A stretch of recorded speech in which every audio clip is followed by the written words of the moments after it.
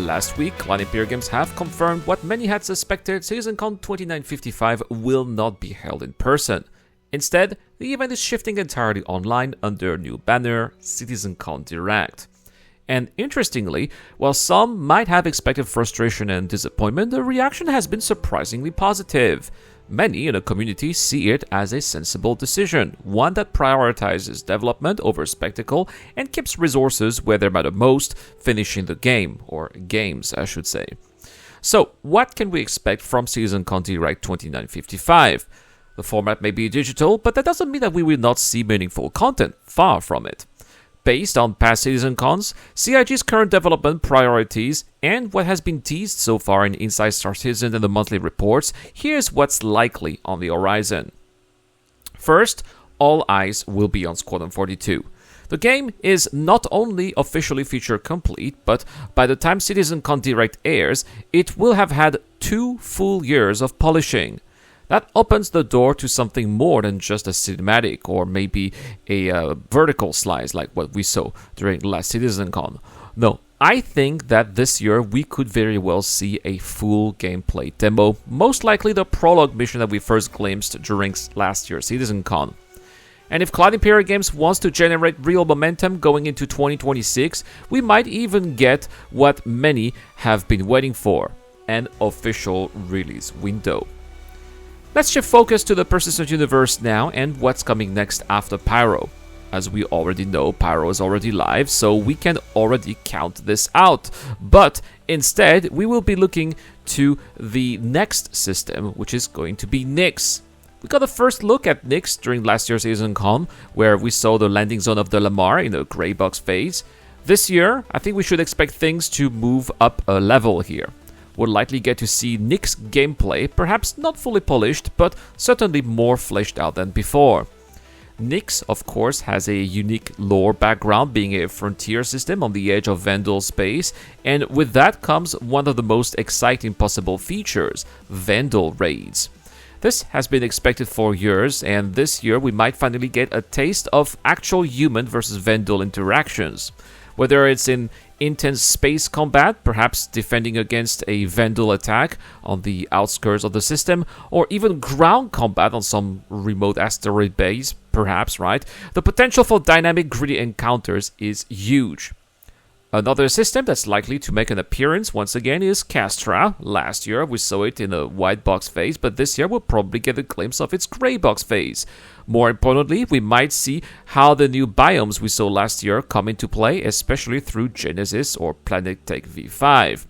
Expect to see some of these new planetary designs applied to Castra, enhancing its visual appeal and bringing it closer to what we expect in the final product.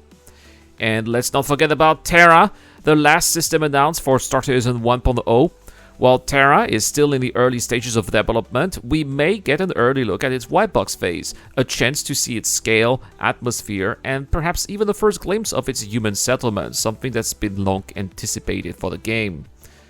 Another area of focus should be base building and crafting.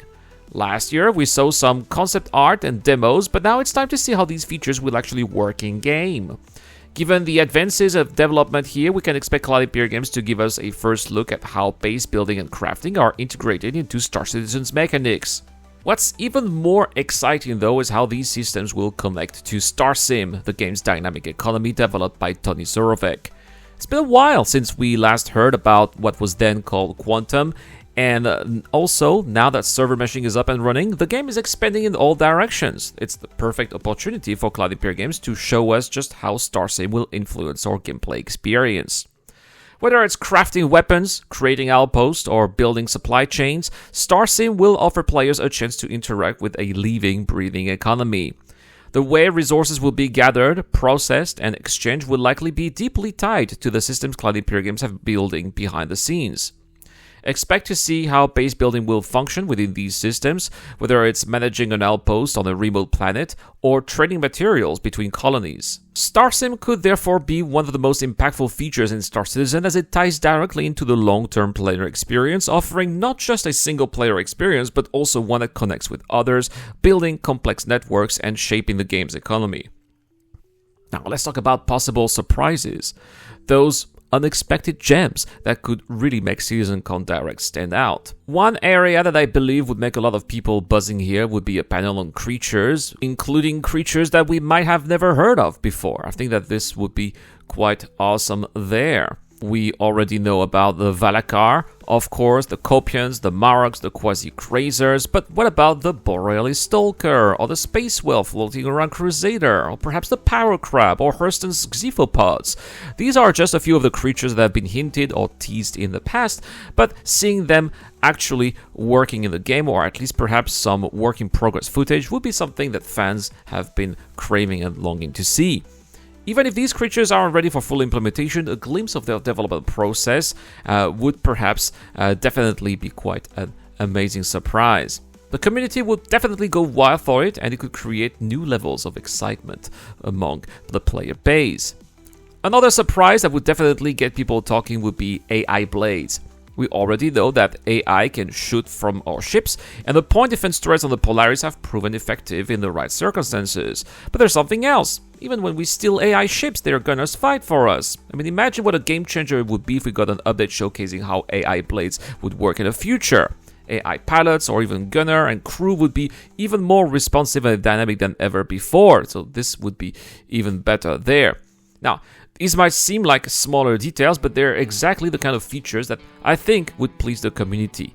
Especially AI blades here would be quite a low-hanging fruit, and seeing progress on these here could make for some incredibly satisfying reveals for Citizencon Direct. Another area that could get some substantial updates here would be org features.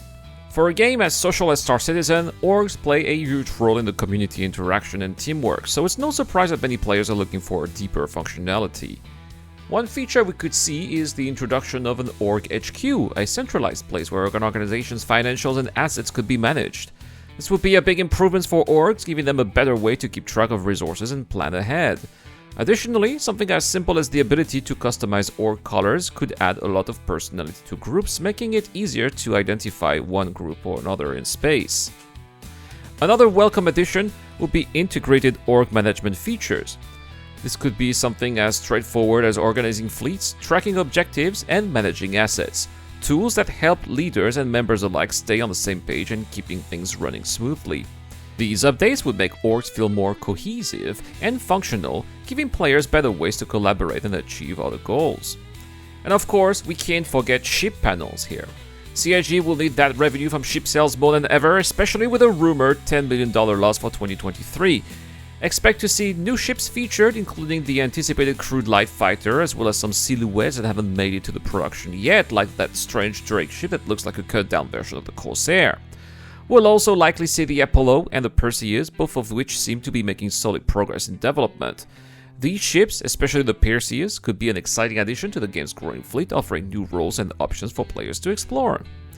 In conclusion, while Citizencon 2025 might not be the in-person events that we've come to expect, this shift to a digital format opens up a whole new world of possibilities.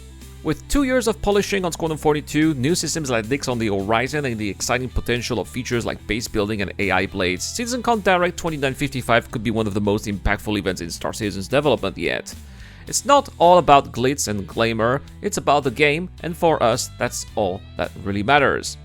Guys, thank you so much for watching. This is the end of today's video. If you liked it, well, please let me know with a thumbs up. Subscribe for more. Check out the giveaway as well. We got a Super Hornet Mark II, so just subscribe and comment to any videos posted this month. 10 entries we put into the Wheel of Names, automatic entries for Patreons and YouTube members. Big shout out to people like Dr. Forbin, Tokar Tarsisus, Doki Doka Shadowrise, and Zero Crusher for their continuous support. I have been Rad, guys. Thank you so much for watching, and I will see you guys in the next one.